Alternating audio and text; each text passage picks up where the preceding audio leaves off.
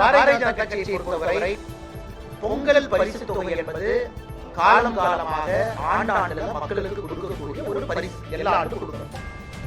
இது இவர்கள் எங்கேயோ புடுங்கி யாரும் கொடுக்கல. ஒரு அரசு பட்ஜெட் போடும் போதே அவங்களுக்கு தெரியும் இதற்கான ப்ரொவிஷன். ஏன்னா எல்லா வருஷமும் கொடுக்கணும். திமுக ஆட்சிக்கு வந்தவுடன் 21 தொகுப்பு கொடுத்தாங்க. அது உங்களுக்கு தெரியும். எல்லாம் போய் அந்த பாவு மாதிரி சக்கரை எல்லாம் கொடுத்தாங்க, எல்லாம் பக்கெட்ல பிடிச்சு சொல்லணும். அதன் பிறகு போன ஆண்டு கொடுக்க மாட்டாங்க, எல்லாரும் சண்டை போட்ட பிறகு 1000 ரூபாய் கொடுத்தாங்க. ஒரு ஆண்டும் இதே பிரச்சனையை செய்யலாம். அதனால் பொங்கல் என்பது மக்கள் எதிர்பார்க்கக்கூடிய ஒரு பண்டிகை.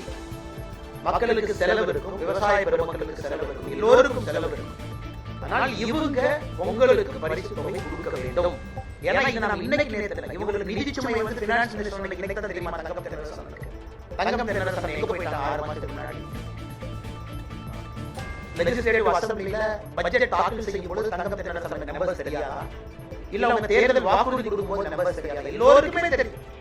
1 லட்சம் கோடி ரூபாய் கடன் வாங்குறீங்க. போன ஆண்டு 90,000 கோடி கடன், இந்த ஆண்டு 1 லட்சம் கோடி ரூபாய் கடன் வாங்க போறீங்க. வாங்கக்கூடிய கடன் என்ன சார் பண்றீங்க தெரியாம நான் கேட்கிறேன். நீங்க வாங்குற கடனை என்ன செய்யறீங்கன்னு தயவு சொல்லுங்க. வாங்குற இவ்வளவு கடன் வாங்கி உங்களால 1000 ரூபாய் கொடுக்க முடியும்னா என்ன நீங்க நடத்துறதுக்கு 2000 ரூபாய் கொடுக்கணும். ஆனா பாரதிய ஜனதா கட்சியுடைய வழக்கறிஞர் பிரிவு அவங்க போராட்டத்தில் இறங்கிடுறாங்க, விவசாயிகள் பிரிவு அவங்க போராட்டத்தில் அவங்க இறங்குறாங்க.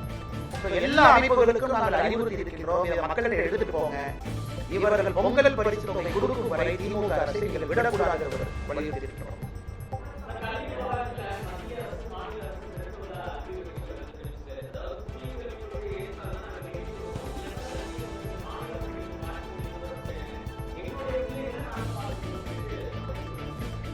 ஆனா இந்தியாவுல பாரதிய ஜனதா கட்சியை சாராத ஆட்சிகள் எத்தனையோ நடக்குதுங்க, எல்லா ஸ்டேட்லயும் நடக்குது.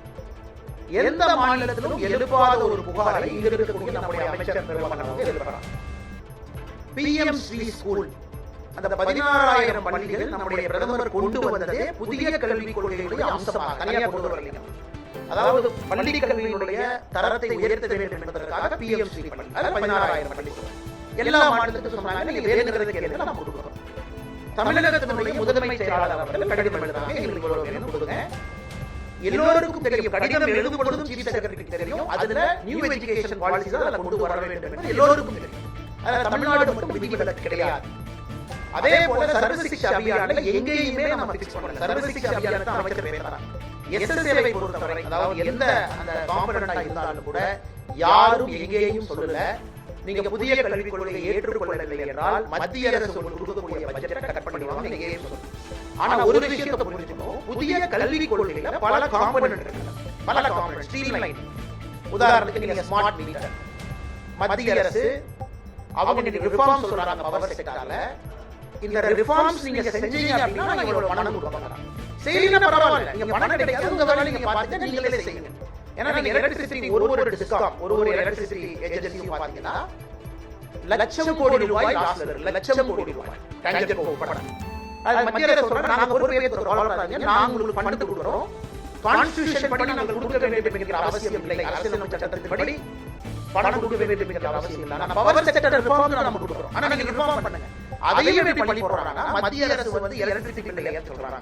அந்த மாதிரி தான் நம்ம பார்க்கலாம். எங்கேயும் மத்திய அரசு சொல்லவில்லை. இவர்கள் புரிந்து கொள்ள வேண்டும், புதிய கல்விக் கொள்கையில பல முக்கியமான திட்டங்கள் இந்தியா முழுவதும் அமல்படுத்தும் பொழுது தமிழகம் மட்டும் தனி தீவாக இருப்பதற்கு வாய்ப்பில்லை. காரணம் எக்ஸாமினேஷன் பேட்டர்ன் மாறுதுன்னா, ஹையர் எஜுகேஷன் பாடியினுடைய ரெகுலேட்டரி அட்டானமி மாறுது, கான்செப்ட் ஆஃப் UGC மாறுது, AICTE டெக்னிக்கல் எஜுகேஷன் மாறுது, மெடிக்கல் எஜுகேஷனுடைய ரெகுலேட்டரி ஃப்ரேம்வொர்க் மாறுது. சோ ஒரு புதிய கல்விக் கொள்கையில் இவ்வளவு விஷயங்கள் இருக்கு.